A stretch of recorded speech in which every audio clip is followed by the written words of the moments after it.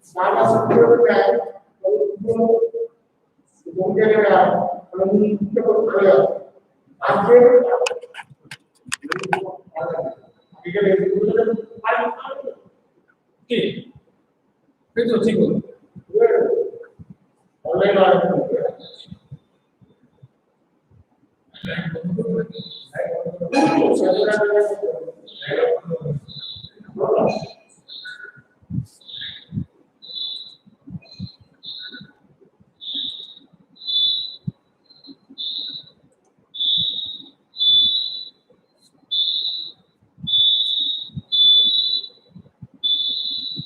Good afternoon, students. Hope you all are well. Now, today we will be discussing a very important topic called post-COVID protocols in the operation of cooking and handling the kitchen ingredients. Now, before we start with the PPTs, we need to know basically why we are discussing about it. It is related with the COVID situation.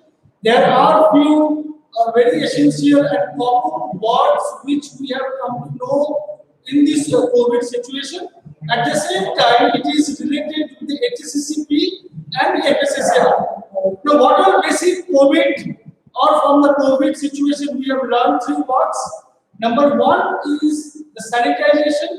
Number two is social distancing, and number three is quarantine. So basically, these three words which has become very famous and we have come to know about it.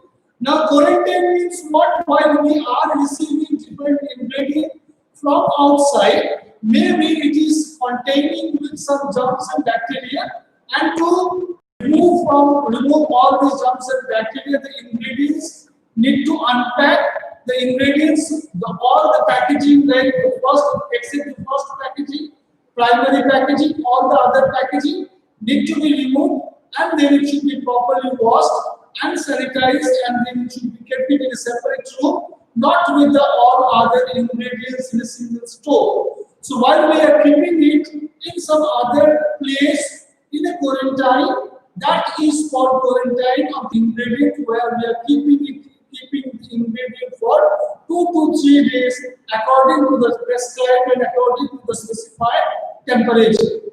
Next is social distancing. Social distancing basically it is related to the people, those who are directly involved with the ingredients or directly involved in the kitchen while they are making the food, or while they are involved while they are carrying the food to the customers. So this social distancing needs to be maintained to control the virus and germs, bacteria, cross-contamination and effects. Fine. So let us start with this chapter. Now, in this chapter, we will be learning the basic guidelines what we need to follow in the hot kitchen. What are the basic guidelines?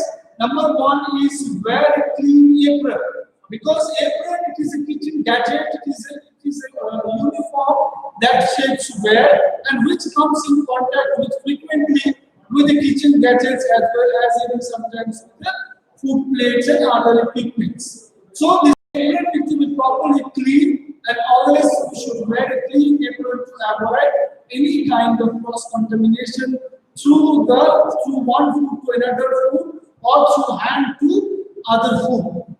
Next is tie back long hair and wear a hair cap. We all know to protect the hair falling on the food, we need to wear a hair cap, and always for the girls, it needs to be properly tied up so that it does not loosen here and there or may fall on the food. Next is wash and sanitize hand before and after handling any food all the time, because hand, it is a weapon, it is a media from where the food can be contaminated very well from one food to other food. So while we are handling vegetables, and after handling the vegetables, if you want to handle the dairy product, it is always being prescribed, it is always being told that always you should wash your hand, sanitize, and then use or go for the other ingredient to handle.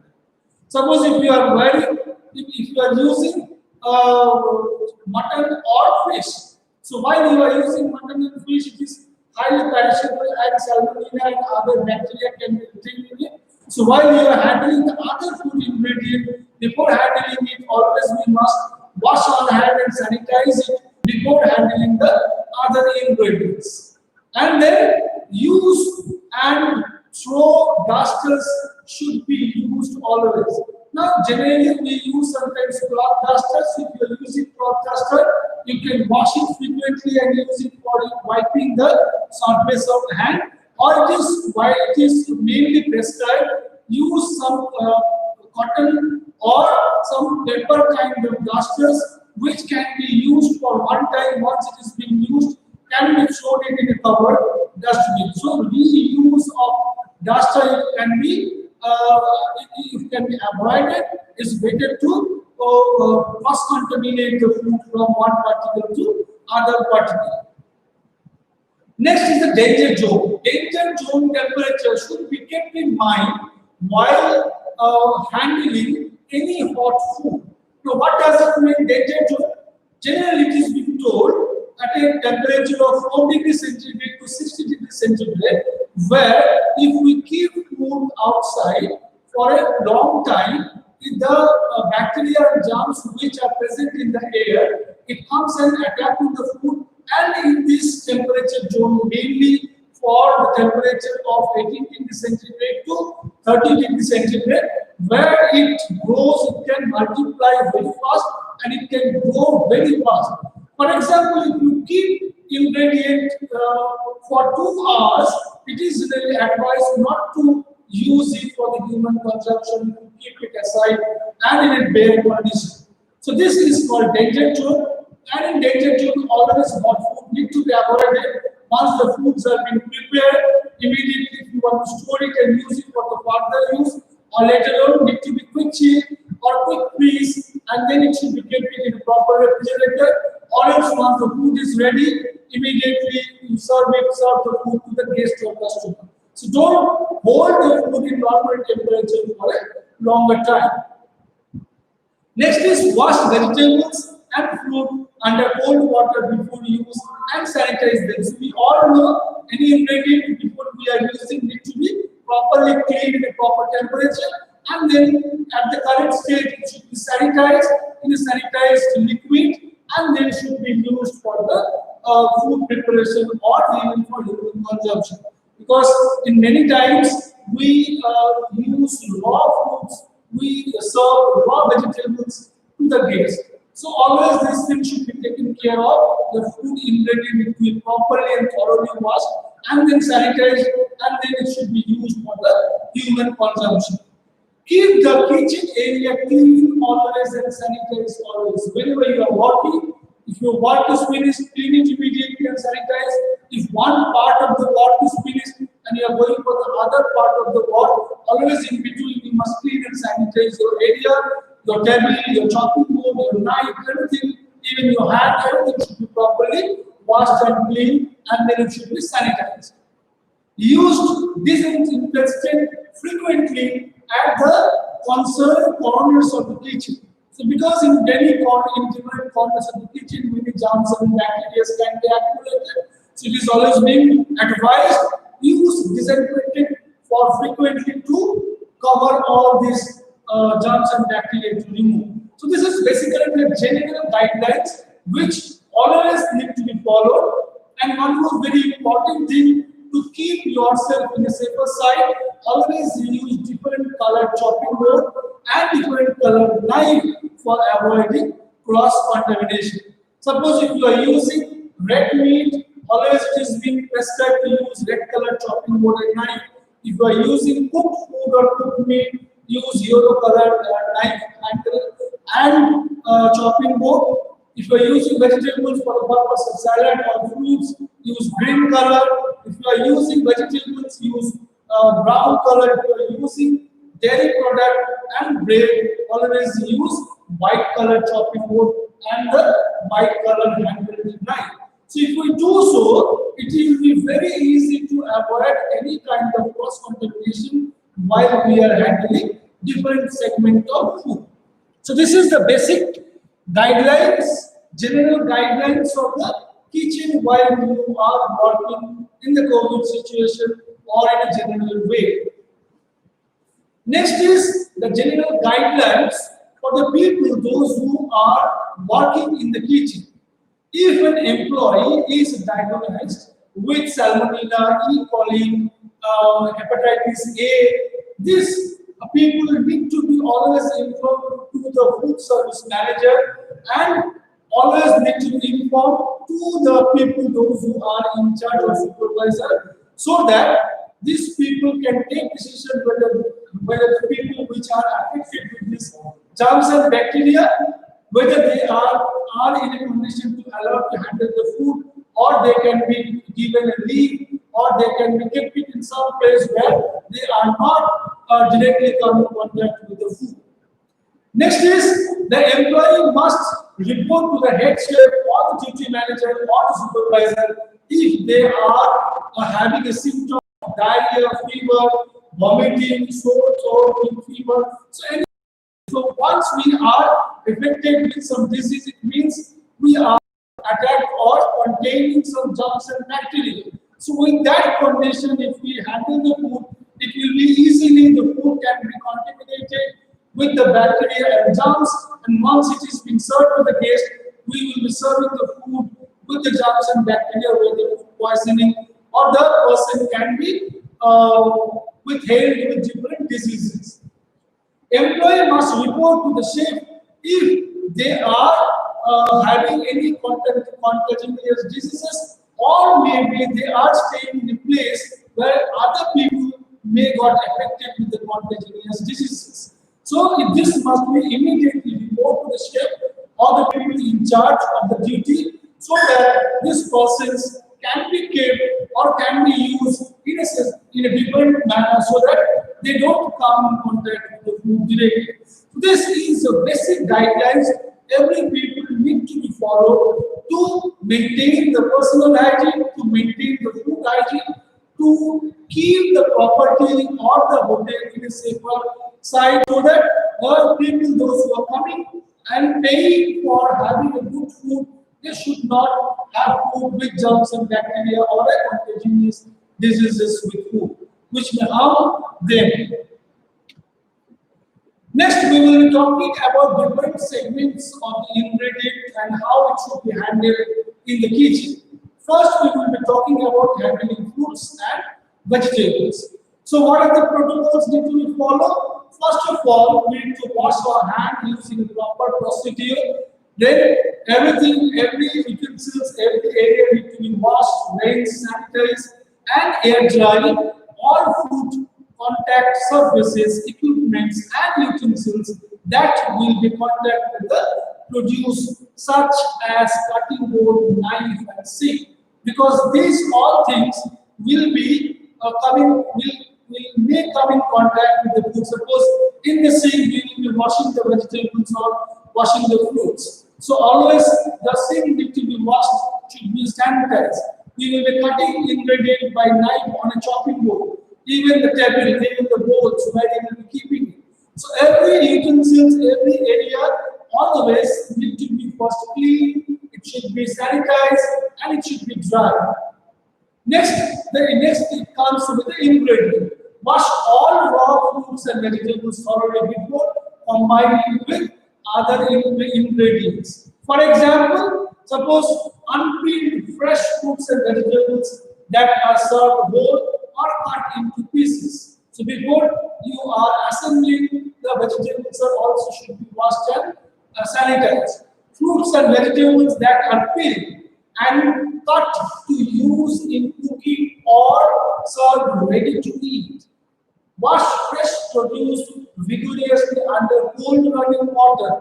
Packed fruits. So any ingredient which you will be exposing and using for the cooking purpose, or maybe raw you want to serve it to the guest, always this must be properly and thoroughly washed, and then it should be sanitized and should be used, maybe mixed with a sanitized ingredient, or maybe used for the cooking purpose, or maybe used for the serving as a salad or fruit salad or fresh fruits, or maybe sometimes we serve whole fruits to the guest. So always this need to be followed. Now, if any food or ingredient, it may be cut or it may be whole, it can be fruits or vegetables, once it is being cut according to the desired size and shape, and if it is being packed, sanitized, then it is being packed, labeled with the date and time, and then it is kept in the refrigerator. And later on, if you are removing it from the refrigerator for the purpose of using it for making the food or serving as a raw ingredient to the guest, that you do not need to again wash or sanitize, because it has already been sanitized and washed, and then it is even airtight packed inside the refrigerator in a refrigerated condition. Next is scrap the surface of the farm fruit or vegetable. Suppose, for example, apples, tomato. This need to be scrapped with a specified brush in the water, and then always it need to be sanitized. Remove any damaged or bruised area. Any area which you find is discolored, maybe having little bit damaged or bruised, always this need to be removed. It can be cut, it can be peeled, removed for that particular area, and then you can use and cut or peel and can be rolled for the further use. Label, date, and refrigerated fresh cuts item. It is very, very important, because once the ingredient you are making it for the mise en place, or you want to keep the whole ingredient inside the refrigerator, always generally need to be issued or it should be used from the store in a FIFO system. So fast in, fast out system. So always date and time should be written on the label, so that accordingly you can store in the refrigerator or in the storeroom, and can be used according to the date and time, because every ingredient has its shelf life. So once if you see shelf life has been finished, always need to be, should not be used for the cooking purposes. The chef will usually visually monitor that the fruits and vegetables are being properly washed, labeled, dated during the time and hours of operation. Label and date fresh cuts, fruits and vegetables, discards cut vegetables and fruits which have been held after 24 hours. So, cut fruits and vegetables should not be held more than 24 hours even in the refrigerator. It is not advised or good for the human consumption.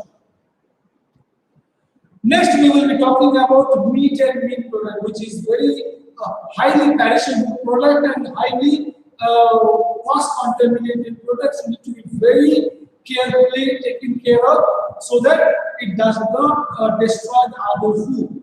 So FSSI has mandated different rules which are called Sanitation Standard Operation Process. In short, it is called SSOPs of meat and poultry product. What it is being told, safe states of food holding means keeping the food in proper temperature, cooking and storage are essential in preventing foodborne illness, because if the temperature fluctuates, if the cross-contamination happens, if it is not being stored in proper temperature, it may definitely deteriorate very fast.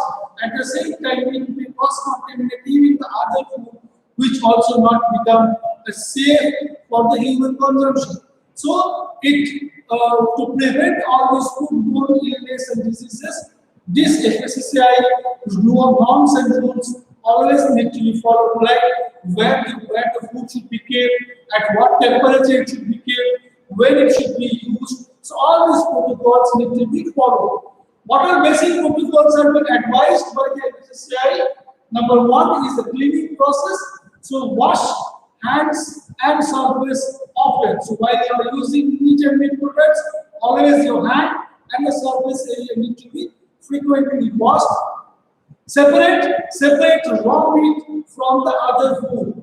So suppose you are using paneer, suppose you are using foods, suppose you are using vegetables, suppose you are using any other ingredient.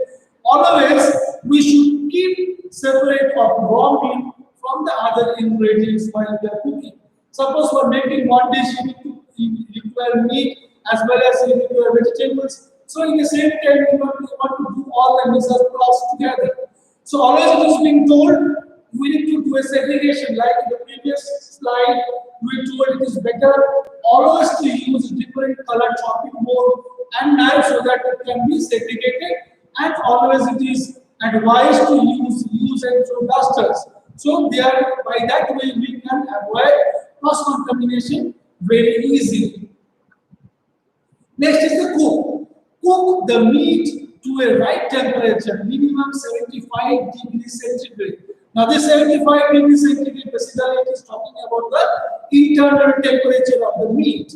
So if we cook the meat at a internal temperature of 75 degrees centigrade, then it can be cooked, it can remain juicy at the same time, all the bacteria and germs can be killed if it is present inside the meat and can be a healthy food for the guest to serve.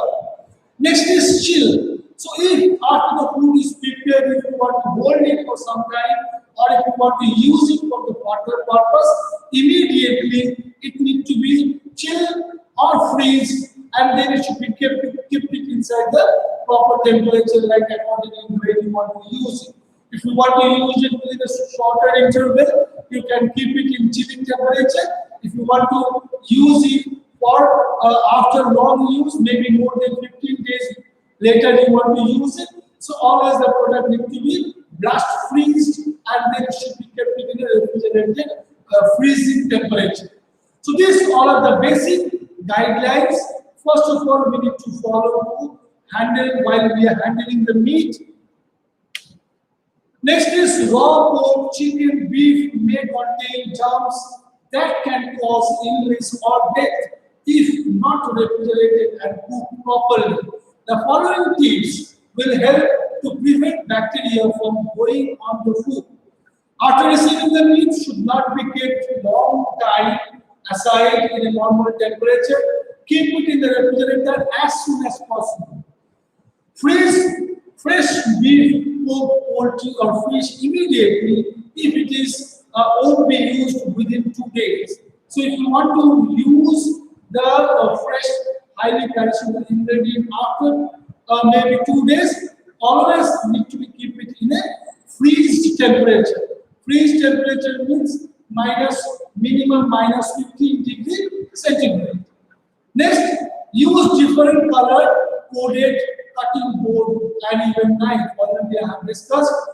Thaw meat in a refrigerator or as part of the cooking process. Never thaw meat at room temperature because sometimes what we do, we remove the frozen ingredient from the frozen temperature and leave it in a normal temperature to thaw the product. So it is not at all ever advised. It is always advised. It is better if you want to use frozen meat maybe after 8 hours or after 10 hours.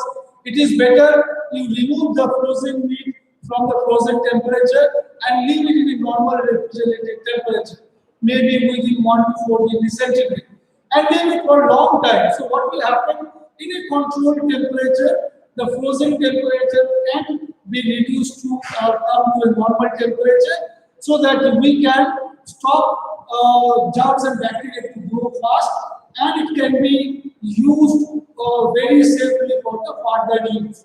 Or if you have to do it, if you want to thaw it for faster time, it is always advised to thaw it under the cold running water. So these two processes can be followed while we are thawing the meat, but it should not be followed that the food ingredient, frozen ingredient, remove it from the refrigerator, from the freezer, and leave it in normal room temperature, where there is a high chance of growing or multiplying the germs and bacteria, which is not at all advised. Cooked meat thoroughly. Use a food thermometer to check the temperature. Check the temperature means the internal temperature of the meat. If the internal temperature is correct, we can understand the meat got properly cooked from inside and outside. Now, This is a few guidelines of the temperature which need to be followed. Like if you are cooking beef, pork, veal, lamb, etc., should be cooked at a temperature of 145 degrees Fahrenheit, and it should be rest at least for 3 minutes. Ground meat 160 degrees Fahrenheit, ground poultry 165 degrees Fahrenheit, ham, fresh or smoked cooked product need to be cooked at a temperature of 145 degrees Fahrenheit, and fully cooked ham should be cooked at a temperature of 140 degrees Fahrenheit to 165 degrees Fahrenheit. If you are talking about the poultry, if you are cooking the poultry, always it should be prescribed at a temperature of 165 degrees Fahrenheit. Eggs 160 degrees Fahrenheit or 71 degrees centigrade. Fish and shellfish 145 degrees Fahrenheit. Leftovers 165 degrees Fahrenheit. And casserole products at a temperature of 165 degrees Fahrenheit or 73.9 degrees centigrade. So these all are the basic rules of the temperature of internal temperature of the food products. Always need to follow while we are cooking. So while we are cooking, to keep maintaining the temperature, we can use a food thermometer can be placed inside the product, and from the center we can get the internal temperature of the food. Next, if it is talking about fish and shellfish, if you are handling about fish and shellfish, even fish and shellfish is very highly perishable product, so it should be always taken care of very, very carefully.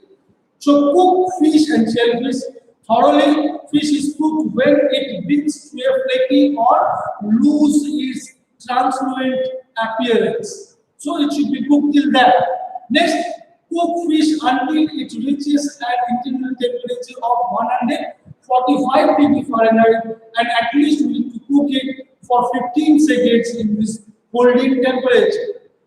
If microwaving the fish, we need to compensate for uneven heating or a shortening cooking time, and it is always being advised at a half cooking way. The food needs to be stirred, or it can be flipped, it can be rotated, so that all the part of the food get evenly cooked and properly moist. And it is always being advised the product needs to be covered and cooked in a microwave position, so that we can retain the moisture present inside the fish and shellfish. Next, shellfish such as clam, mussels, oysters, it becomes plump when cooked. The FSSAI recommended that oyster be boiled or simmered for at least 3 minutes, fried in oil for at least 10 minutes at a temperature of 375 degrees Fahrenheit, or baked at a temperature of 450 degrees Fahrenheit for at least 10 minutes. Use small pot to steam the shellfish. If too many shellfishes are being cooked at once, there is a certainty of non-cooking or not proper cooking thoroughly all over the product. So, and the important thing to remember while if you are cooking clams, mussels or oyster, and that won't open during the cooking, they may not have received the adequate heating, so that meat should not be used or serving for the guest. So these all are basic protocols, these all are basic norms which we need to follow while we are handling vegetables and fruits, while we are handling the meat or meat products, while we are handling the fish and shellfish products. At the same time, we need to know the personal hygiene, we need to know the kitchen hygiene, we need to know the proper food safety, we need to understand the temperature need to be followed, HACCP, and all the rules and regulations to keep the food safe, to serve the food safe to the guest. And our motto will be to provide the best food, best nutritional food, best tasty food to the guest, to keep the guest happy and nutritionally balanced. So this much about this chapter. We all will be meeting individually. with differentiate or maybe with me in individual Zoom classes. If you have any doubt, any query, you keep a note on it and clarify your doubts during the personal one-to-one classes. So thank you very much for today. Be safe. Hope you all are well and take care about yourself and do study. So thank you very much. We will meet once again. Thank you.